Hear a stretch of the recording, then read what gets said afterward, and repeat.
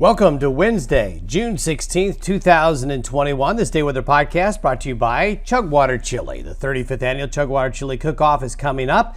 It's this Saturday, June 19th. Chili tasting, ranch rodeo, live music. Tickets are $15. You can buy there. Kids 12 and under are free. Go to chugwaterchiliCookoff.org for more information. It's going to be a great time. Of course, it's going to be a little warm, although nothing like the heat of the last few days. But if you're headed to the Chugwater Chili Cook-Off, bring some sunscreen. Highs will be 80s and low 90s. Couple of late afternoon thunderstorms, not many, but a few overall, about what you would expect for June 19th.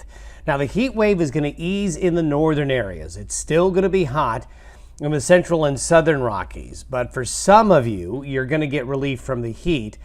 Records were shattered all across the area yesterday. The whole region saw many record highs, not only for the day, but for the month of June, and some other records pretty extreme across southern Montana, northern Wyoming, central Wyoming, especially across western Nebraska.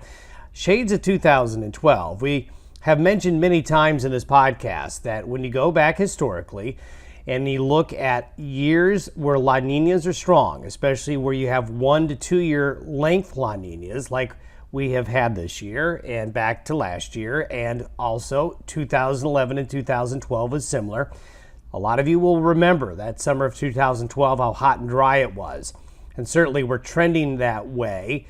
We'll talk more in future podcasts about that. Now, temperatures are going to pull back in some areas, certainly the north. Relief in all areas by Friday. For many areas, today and tomorrow will still be hot, but everybody will cool off a bit by Friday and more by the weekend.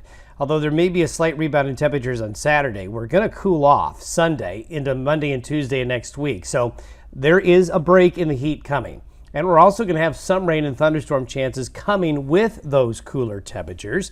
So help is on the way. I'm going to show you a couple of pictures of thermometers that folks took pictures of yesterday. This is up in the northern Bighorns, just under 9,000 feet yesterday. Temperatures reaching the lower 80s up there. Now, when you get into the 9,000 foot range and you're talking 80 degrees or above, that's darn hot no matter where you are. And if you were to look at the plains, this comes from Platte County near Slater yesterday afternoon. I know a lot of you, your personal weather stations probably looked a lot like this one as you saw your temperatures soar yesterday.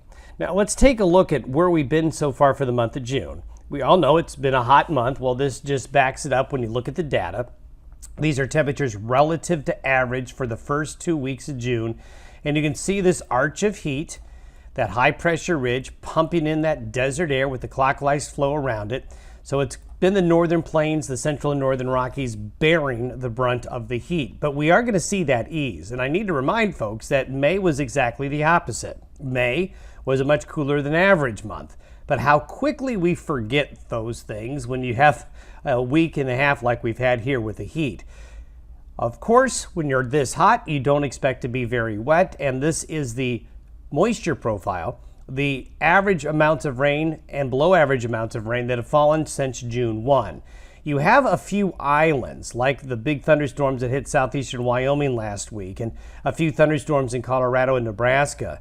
But really only up here were any consistent areas of rain falling. Look at all the gray and brown.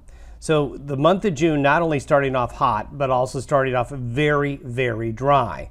So when you hit a skid like this of heat and dryness, you just lose a lot of that good soil moisture that was building up here, and the drought conditions continue to get worse up here. But as we mentioned earlier, there is a little bit of help coming our way. This is the current state of the situation with that big, massive, and intense ridge of high pressure right over the Four Corners area. That Four Corners area is pretty interesting. You put a low pressure system there, you get a big storm. You put a big high pressure there, you get a heat wave. So that Four Corners region, a real big driver, geographically speaking, in terms of weather systems and what happens to the western high plains and Rockies. Now you notice the top of the ridge got cut off. We talked about this yesterday, how the ridge was really extending deep into Canada, but it's getting cut off. So for you folks right here, you're going to notice today not nearly as hot. But down here, it is still going to be really, really toasty hot for today and tomorrow. And this is what temperatures will look like for today. So in areas of Montana, that were in the hundreds yesterday will be in the 80s today. That's still warm, but big progress.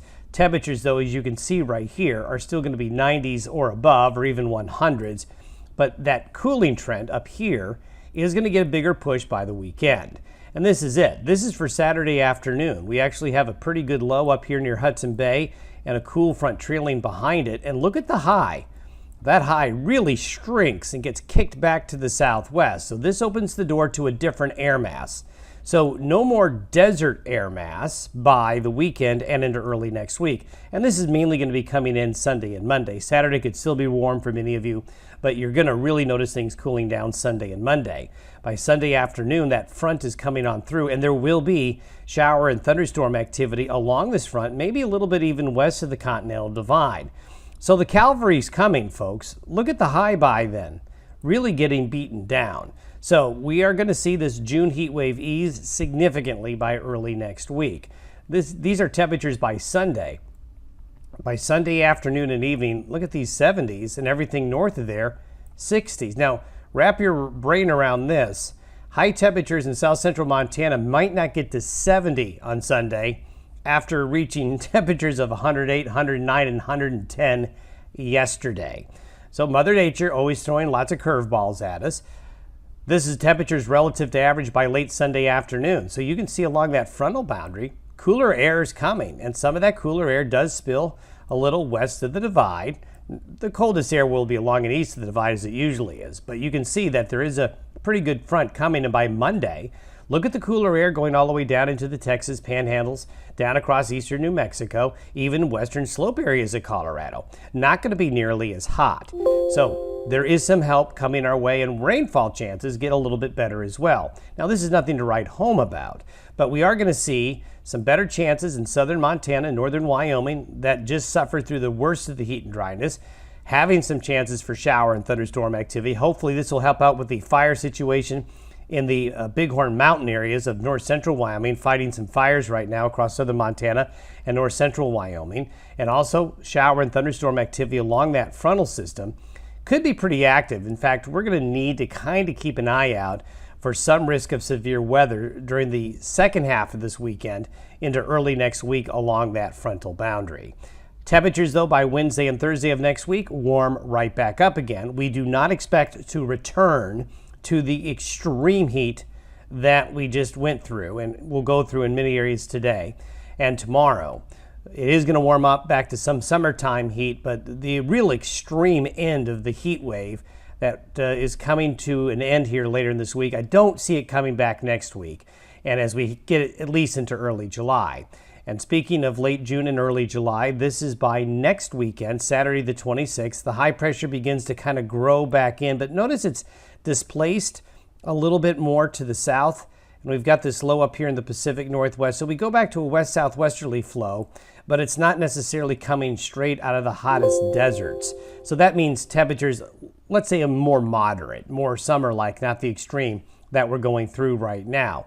Also, the clockwise flow around this area of high pressure as it expands a little bit more, if we can get the high to move a little bit more centered here, we're going to start to see a little bit more of subtropical moisture come up into the southwestern United States, and we certainly see that. This is out to Friday, July 2nd, and here are signs of that subtropical moisture coming in.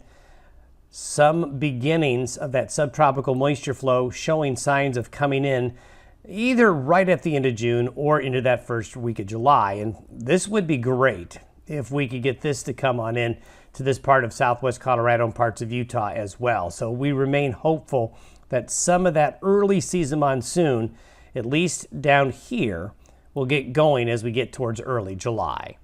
Have yourself a great Wednesday. Stay cool. We'll see you tomorrow. And don't forget to use Chugwater Don at checkout to get 20% off at chugwaterchili.com.